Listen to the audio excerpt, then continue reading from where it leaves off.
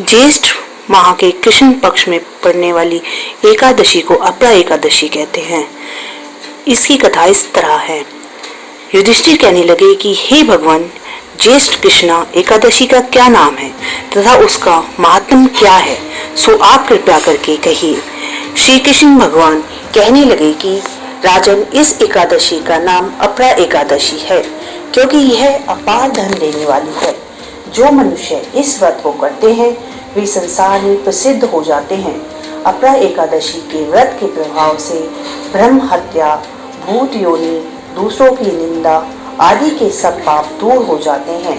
इस व्रत के करने से पर स्त्रीगमन, झूठी गवाही देना, झूठ बोलना, कम तोलना, झूठे शास्त्र रचना, ठग ज्योतिषी तथा कपटी वैद्य बनना आदि सब पाप नष्ट हो जाते हैं।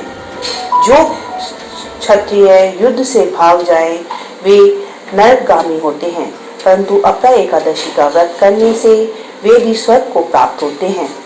जो शिष्य गुरु से विद्या ग्रहण करते हैं और फिर उनकी निंदा करते हैं वे अवश्य नरक में पड़ते हैं। अगर अपरा एकादशी का व्रत करने से वे भी इस पाप से मुक्त हो जाते हैं।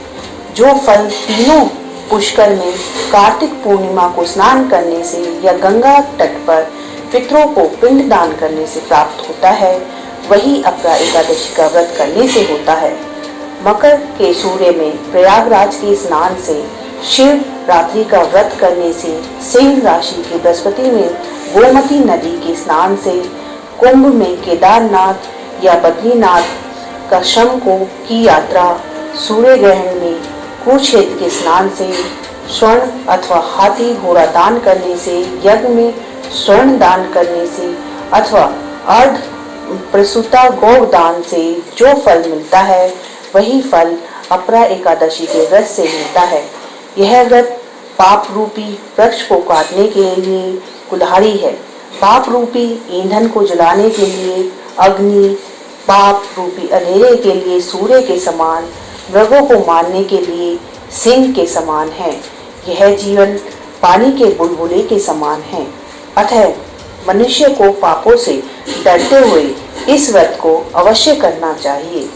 अपरा एकादशी का व्रत तथा भगवान का पूजन करने से मनुष्य सब पापों से छूटकर विष्णु लोक को जाता है। हे राजन, यह अपरा एकादशी की कथा मैंने लोकहित के लिए कही है। इसलिए इसके पढ़ने अथवा सुनने से मनुष्य सब पापों से छूट जाता है। इस तरह एकादशी की अपरा एकादशी कथा समाप्त होती है। जय एकादशी।